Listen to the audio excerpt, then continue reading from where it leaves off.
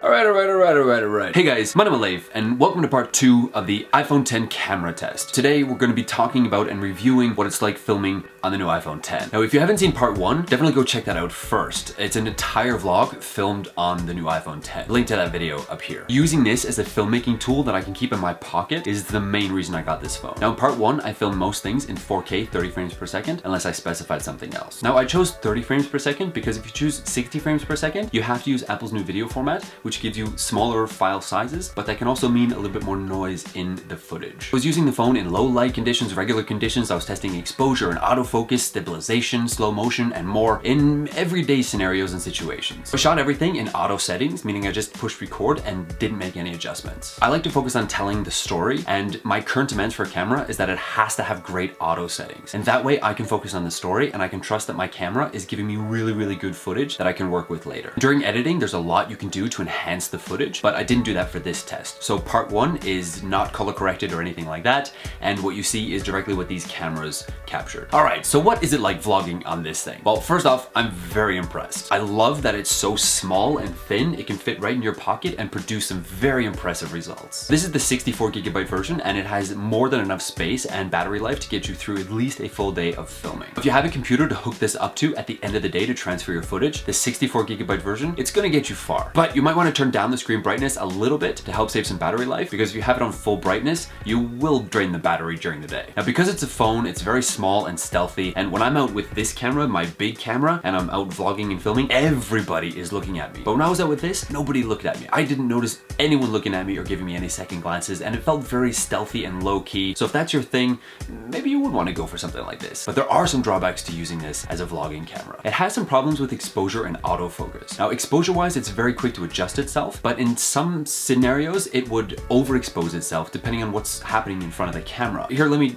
show you an example. Now we're gonna go home and introduce him to my betta fish. I hope it goes okay. Then my betta fish, accepts this guy and doesn't want to like eat him or anything. Yeah, more on that back at home.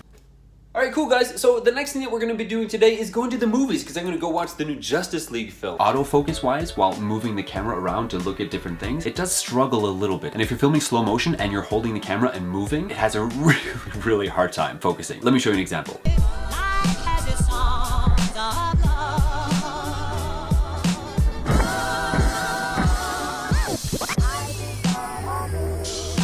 So for now, it's probably best to not be moving the camera around too much, and if you're shooting slow motion, definitely have it standing on something or have it on a tripod. But of course, these things might improve with software updates. Another thing is if you're filming and somebody calls you, it stops recording. I was in the middle of filming something, the phone was on a tripod, the sound was off, somebody called me and it stopped recording, and I wasn't notified in any way. Now, that sucks. But it brings us to the next point. I would love for there to be a red light or something to indicate that you're filming, because sometimes you think that you're filming, but you're not. For example, using the back camera and trying to keep a good grip on the phone, several times my hand actually came in contact with the phone and pushed the record button so it would stop recording. So I'm doing this and I think I'm recording, but I'm actually not, which means missing out on a shot. So yeah, I'd love for there to be some notification for this. And it is a little bit hard to hold it while you're on the go and you're filming. I did come in contact with the lock button several times, which then locks the phone and stops the recording. But these problems I'm sure would be solved if you just put it in a case and maybe have it on a mini tripod or a selfie stick or something like that. While using the front-facing camera, you can see what you're filming, but when you're filming with the back, there's no way to tell where your frame and cutoff is. So the whole thing is kind of hit and miss, and if you miss, you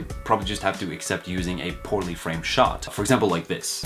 So as you guys can tell, it's an absolutely lovely day out today. You're probably not bothered by the wind noise at all, are you? So I'm just gonna enjoy this whole process. I made myself a cup of tea. We're gonna unwrap him. We're just gonna leave him out here so maybe they can see each other for a little bit. Audio-wise, it doesn't record great sound, so you're going to want to invest in a proper microphone. But guys, all in all, it's a great phone, an awesome little camera, and I'm happy I got it, because overall, it's pretty impressive what it can do. But to use it as your main vlogging camera, you're going to want to invest in some extra gear. I would recommend a good case, and you're going to want to get a monopod or a tripod, something like that. An external microphone and a wide-angle lens is a must, because if you don't have a wide-angle lens on it, you're going to have to hold the phone here at arm's length all the time. Having it any closer is going to be too close, and your shots are going to feel claustrophobic. And you're going to want to get a fast-charging power bank to make sure you always have enough power. All of these things will make filming a lot better, much more enjoyable, and you are going to have a little beast of a vlogging camera. But buying the phone and all this gear, we're now talking about the same price range as this, the Canon 80D, the extra lens, the extra microphone, the extra batteries, and the stand. So